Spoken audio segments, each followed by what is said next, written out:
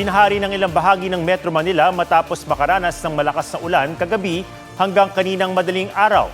May report si Gabriel Gonzalez. Perwisyo ang idinulot ng tuloy-tuloy at malakas sa ulan nitong umaga. Binaha ang bahagi ng El Quinto Street sa likod ng Philippine Women's University at Taft Avenue sa tapat naman ng Philippine Christian University. Nahirapan tuloy dumaan ang ibang sasakyan. Sa Taft Avenue mula Quirino Avenue hanggang Calao Street, gutter deep naman ang baha. Halos hanggang tuhod naman ang tubig sa kanto ng Taft Avenue at Pedro Hill Street. May gutter deep ding baha sa Rizal Avenue sa Caloocan. Sa Muntinlupa City, malakas na ulan at kidlat ang naranasan ng mga motorista.